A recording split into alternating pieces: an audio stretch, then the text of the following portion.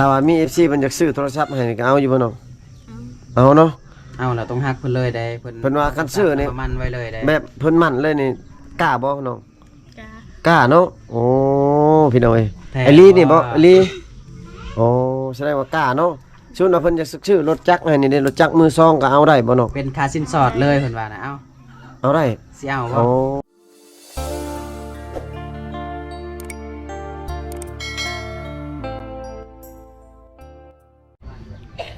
ก็สวัสดี FC อีกทีหนึงเนาะพี่น้องเนาะยินดีต้อนรับ FC เข้าสู่ช่องบ่าวผู้ไทยคือเก่าเด้อพ่อแม่พี่น้องมื้อนี้บ่าวผู้ไทยก็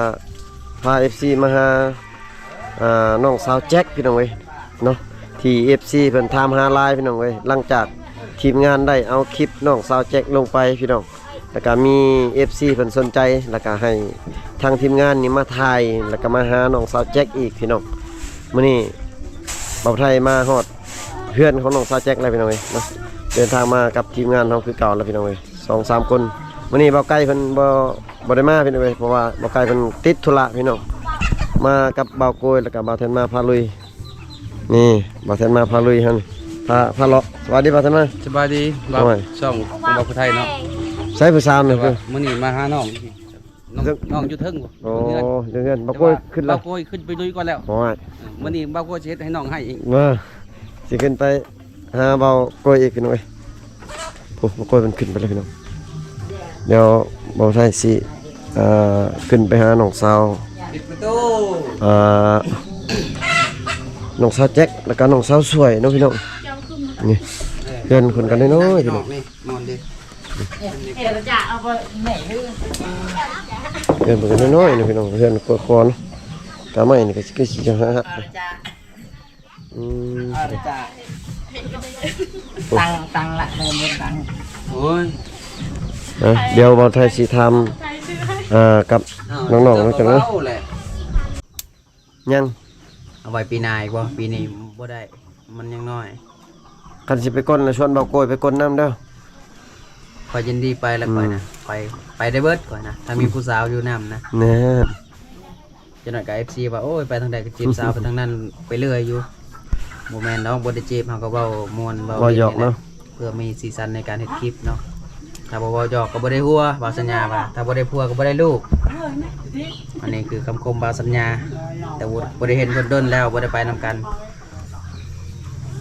สาว2คนอายุ13 กินข้าวเที่ยงชน้องยังบ่ได้กินติข้าวเที่ยงกินแล้วข้าวเที่ยงโอ้กินแล้วจะได้ไปกินนำกันอีกเนาะกินตำบักหุ่งเนาะไปบ่น้องสวยไปกิน2คนเท่าเด้อไปก็ได้บ่กินดอกหลายคนนะไปกิน2คนนะ ไปอยู่เฮือนบ่าวบุญเลิงจังได๋เขาเซาโต๊ะเซายังอยู่หั่นหลายคน กินหลายคนบ่จังได๋นะ เพราะว่ามีสาวๆหมู่บ้านนี่หลายคนหลายรีบไปสาวบ้านนี่ยอมรับสาวโสดพี่น้องเว้ย ชีวิตบ่าวผู้ไทยนี่จังแม่นโชคดีอีหลีเนาะ แม่น ไปกินข้าวก็กินกับผู้สาว อืม กินผู้เดียวก็บ่เอาเด้ มันบ่ เอาหลา แซ่ ย บ คนอีก คัน โอ้ย กินผู้เดียวมันบ่แซ่บน้องแจ็คเนาะ นี่แหละ หลายคนจังแซ่บ บ่กล้วยจึงมักเมืองนอกเนาะของผู้สาวหลายเขาเจ้าบ่ได้คิดเคยเด้พี่น้องตอนนั้นเป็นอย่างดีขนาดเนาะเอามาครั้งแรกก็ตอนนั้นเป็นอย่างดีบ่ว่าจะฮู้จักบ่ฮู้จักกันก็แล้วแต่ถ้ามาเฮือนศาลเพิ่นแล้วขึ้นมาแล้วก็สิตอนนั้นเป็นอย่างดีแต่งพาข้าวพาน้ำให้กินอีกแล้ว เมื่อคืนนี่ฝนตกบ่คืนนี่ตกบ่บ่ได้ตกม เป็นโทรศัพท์ เมื่อคืนนี่นอนชิน้องนอนนำกันติสองคนน่ะเมื่อคืนนี่ก็บ่มีว่าผู้บ่าวลิ้นนำบ่มีอาทิตย์หนึง 4-5 มื้อนี่ประมาณได้บ่มื้อหนึงเข้ามาบ่มีเลยมีบ่อาทิตย์หนึงมีบ่ผู้บ่าวเท่าใดน้องผู้บ่าวน่ะแถวอันบ้านเฮานี่บ่หรือบ้านอื่น เจ้าก็ได้เนาะ บ้านอื่นบ่คนบ้านใดมาตัวนี้สลายคนบ้านใดแต่สิโปนบ่บ่แม่นติแถวเมืองนอกนี่อ๋อกะมื้อนี้กะมาเยี่ยมมายามถามข่าวน้องกะโดนละประมาณอาทิตย์หนึงน่ะบ่ได้มาพี่น้องเอ้ยอาทิตย์หนึงเนี่ยอาทิตย์กว่าๆแล้วบ่ได้มาเยี่ยมยามน้องสาวแจ็คเพราะว่า FC เพิ่นทำไลน์เพิ่นว่าสนใจสาวแจ็คว่าซั่นพี่น้องเอ้ยกะมื้อนี้ก็ได้มาอีกพี่น้องเอ้ย ต้องพี่น้องเอ้ยตอนนี้ก็ทางทีมงาน ขึ้น ก็ มา ได้ขึ้น เนาะ มาถึงอยู่ เพื่อนผู้สาวแล้ว เพื่อนสาวแจ็คแล้วก็สาวสวยเนาะเพื่อนของน้องสาวสวยบ่นี่ สาวแจ็คสาวสวยโอ้ สาวแจ็ค หาผู้จักซื้อได้บัดนี้ สบายดีเนี่ยสบายดีกล้องนี่น้องสบายดีกล้องเพิ่น สบายดีอ่ะ ฮะ เอ้า สบายดีเพิ่นเนี่ย สบายดี พี่น้อง บ่ต้องเขินดอกเขินไผเดี๋ยวค่อยสิไล่ให้ลงก็ได้เขินอันนี้บ่ เกิดเราแทน เขินเบาแทนเอาเบาแทนลงก่อนก็ได้เจ้าอืม พี่น้อง สาวเขินสาวยังก็ลืมค่อยบ่ฮู้จักยังบ่ฮู้จักแต่ครั้งแรกที่ได้มาถ่าย แนะนำใหม่เด้อสาว แจ็ค สาวแจ็คแล้วก็สาว จักปีแล้วเจ้า สาวสวย บ่สาวแจ็คน่าจะปี14สาวสวยเด้ 13 ปี โอ้เป็นรุ่นน้อง อืม แต่ว่าก็โตใหญ่กว่าเนาะใหญ่กว่าสาวแจ็คอีกเนาะ 13 14 แล้วเพื่อนไผนี่ก็เพื่อนเจ้าบ่ เป็นสาวสวยว่าแห้งๆเด้อน้องเด้อ อันนี้คือเพื่อนสารของเพื่อนเลยพี่น้องสิให้เบิ่งอันนี้เพื่อนครัวบ่เฮ็ดอยู่ครัวกินตะ มื้อนี้เคยใส่เสื้อสีเดียวมื้อนี้ ครัวได้พี่น้องไว้เนาะ ใส่ชุดคู่บ่ เพื่อนครัวก็เฮ็ดเอาแบบนี้โลดฝนตกก็คือเปียกเนาะ ใส่สีเดียว บ่ได้อยู่ครัวกินเนาะ น้องมาแต่ใส่เมื่อกี้นี่น้องสาวแจ็ค โอ้โห น้องมาแต่ลิ้นมองกินนี่ฮะมาแต่ลิ้นมองกินนี่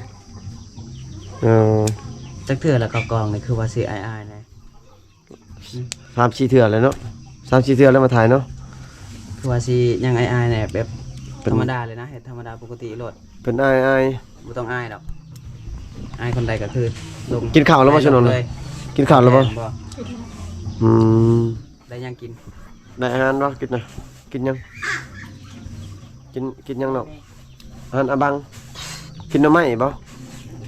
อืมปกติสิน้องกินข้าวมีแต่หน่อไม้เห็นบ่สวยๆกินแต่หน่อไม้บ่น้อง หน่อไม้คืออาหารหลัก บ่มีอาหารเนาะเคยได้กินอยู่ที่ซีนแบบปูปลาๆเคยได้กินอยู่ที่ได้กินดนๆเทื่อบ่ดนๆเทื่อหนึงแต่อาหารหลักนี่หน่อไม้กับข้าวเนาะแล้วก็แจ่วบักเผ็ด นอกจากหน่อไม้คือแจวหมกเผ็ดนั่นแหละ อืม กินหลายยังเห็นอยู่ว่าสองคนนี่ บอดี้เฮียน บ่ได้เฮียน จบไปแล้ว บอดี้เขาเฮียน บ่ได้เข้าโรงเรียนเนาะ คือบ่ได้เข้าเลย เป็นจังได๋ บูจักยังเลยบ่อืม ยังโสดคือเก่าบ่ฮะ สดทุกข์ น้องสาวสวยได้ยังโสดคือเก่าบ่อ๋อมีดีแล้วบ่โทรศัพท์น้องน่ะ ยัง ยังบ่ได้ซ้ำอ๋อ โอ้เสียดายเด้เนาะบ่มีโทรศัพท์ น้อง โสดแต่ว่าบ่มีโทรศัพท์เนาะ ซื้อเฟซน้องนั่นยังน้องแจ็คสายเฟี้ยวบ่แต่ว่าโทรศัพท์น้องตายแล้วเนาะมันเพมันพังแล้วพี่น้องเอ้ย ถ้าหากว่าสิอยากติดต่อเนี่ยติดต่อได้ทางใดบัดนี้ ถ้า FC มันอยากติดต่อทางใดน้องทาง ทางหัวใจบ่ โทรทางโทรศัพท์น้องนี่ก็ได้บ่โทรศัพท์น้องนี่ได้ซื้อเฟซน้องนะ ได้เฮียน ได้เนาะซื้อเฟซน้องได้เนาะโสด โซดดี โสดจีบแน่ตัวลาวหรือตัวไทย จีบแน่ ตัวลาวตัวลาวเนาะโสดแน่จีบโสดจีบแน่เพิ่นว่า ใน ตัว เข ลาว ตชนบทในส่วนหลายสิตั้งชื่อเฟซว่าโสดเนาะบางคนก็ แม่ โสด น ตั้งแบบอื่นบ่ได้บ่เนาะ โสดจีบแน่เพิ่นว่าแต่ว่าถ้า FC อยากล้ม โสดเนาะ อืม อยากล้มน้องแจ็คก็มีแต่ทักหาทั้งน้องสาวสวยก็ได้พี่น้องเอ้ยแล้วก็โทรหาล้มก็ได้เนาะ นอนนำกันบ่ อืม นอนนำกันเนาะทุกคน เขาเจ้านอนนำกัน ประเทศนี้เฮือนหลังหนึงก็สิมีสาวโสดนอนนำกัน2คนบางทีก็3คนเนาะแล้วแต่เพราะว่าเขาจะบ่ได้นอนนำกัน อันนี้คือเป็นพี่น้องหรือว่าเป็นหมู่กันบ่ พี่น้องบ่อืม เป็นพี่น้องโอ้ก็คือแบบขึ้นมาที่เฮือนสาวสวยแล้วเบิ่งอันน่ะเพิ่นครัวของเพิ่นแล้วเบิ่ น้องสาว โอ้ยพี่น้องไว้เนาะ สาวสวยกับสาวแจ็คนี่เพิ่นได้เป็นเอื้อยเพิ่นได้เป็นน้องเป็นเอื้อยเจ้าเป็นเอื้อยเนาะ หัวได้นี่ น้องสาวสวยเป็นน้องอ๋อ สาวสวย13ปี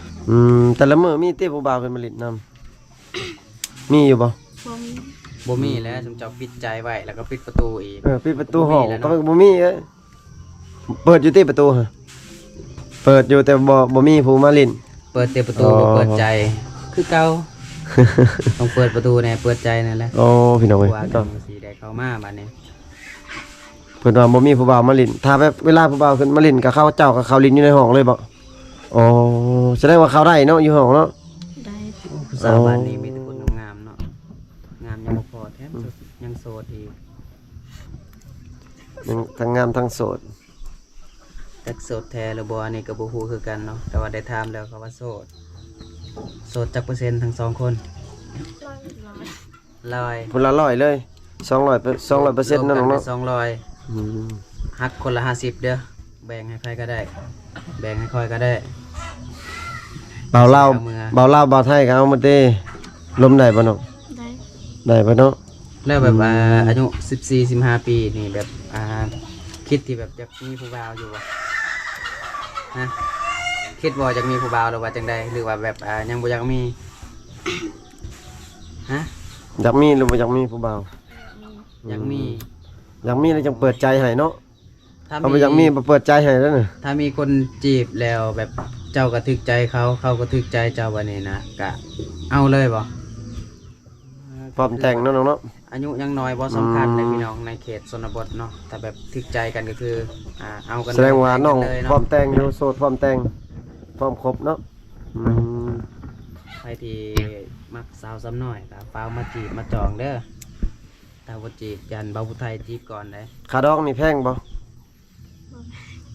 บ่แพง โอ้ค่าดอกบ่แพง เท่าไรก็ ใครอยู่เนาะ 2,000 กีบเนาะ เท่าไรน้องว่ามื้อน่ะเท่าไรน้อง 10 ล้าน 10 ล้านเนาะค่าดอก10 ล้านเนาะ สาวสวยเด้ อืม จักล้านเจ้าค่าดอก 10 ล้านคือกันแสดงว่า2คนนี่20ล้านเนาะโอ้ยังคือเก่าพี่น้องเอ้ยถ้าผู้ใดได้เบิ่งคลิปเก่าๆของเบาไทยก็น่าจะโอ้โหเนาะน้องเพิ่นว่าค่าดอกนี่10 ล้านพี่น้องเอ้ยแต่ว่า 10 ล้านกีบ ถูกสุดนี่บ่กย แมน ถูกสุดเลยพี่น้องเอ้ย10 ล้านไผพร้อมครบพร้อมแต่งก็สามารถมาจับจองได้เนาะพี่น้อง ต้องคนที่แบบจริงใจพร้อมแต่งเนาะจัง แม่น สิมาจีบได้ ถ้าคนที่อยากจีบลิ้นๆจีบม่วนอันยังน่ะก็บ่ต้องมาจีบเด้ออย่าเฮ็ดให้น้องเพิ่นเสียใจเนาะถ้าคิดว่าจริงจังก็มาหาน้องๆเพิ่นได้ เพราะว่า จีบตัวจริงได้ สาวอยู่ในเขตชนบทนี่เขาเจ้าจะจริงจัง แม่นเพราะว่า เขาจะบ่ได้ 45ก็อยากได้ผัวเนาะ แม่น สร้างครอบสร้างครัวผิดกับผัวกับเมื่อเฮือนล่าง สาวแม่ห้างขึ้นใหม่เนาะเขาว่า กำลังมาแห้ง แม่ห้างขึ้นใหม่นะกำลังมาแห้งเลยอันนี้คือกันแหละก็เพราะว่าเขาเจ้าบ่ได้เรียนหนังสือก็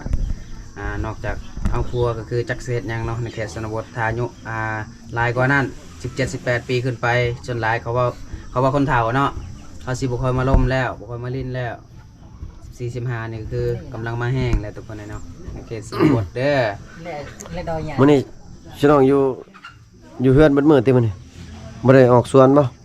แล้วอีหยังนะ ยังบ่ได้เอาแต่ ผักอ๋อผักยังผักฝนตกบ่รู้นี่เลย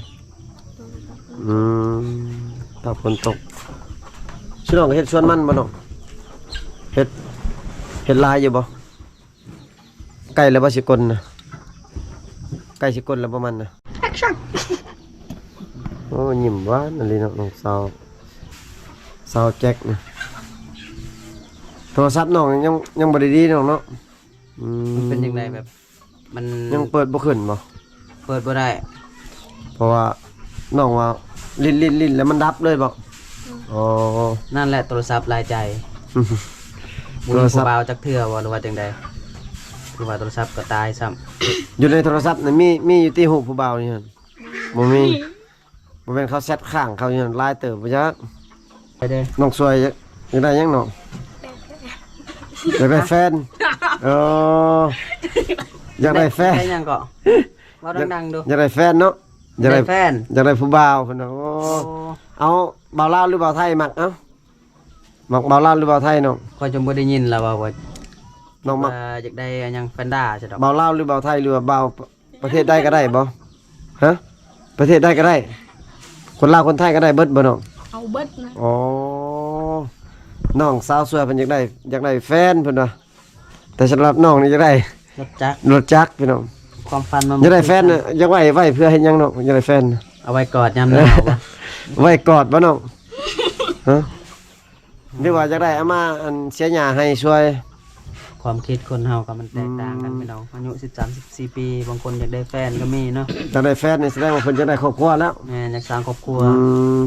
ยามหนาวก็จะได้กอดเนาะคือกับสาวแจ็คน่ะอยากได้รถยามหนาวเจะกอดบุญได้กอดแต่รถกอดแต่รถน่ะมันหนาวได้ แฟนก็อยากได้อยู่ตีน้องก็ได้ อยากได้ เออแฟนก็อยากได้แล้วก็รถก็อยากได้ โอ้พี่น้องเอ้ยความคิดก็ต่างกันเนาะผู้หนึงอยากได้แฟนผู้หนึงอยากได้รถ พี่น้องอ่ะบ่าวลาวบ่าวไทยหรือบ่าวเมืองนอกถ้ามัก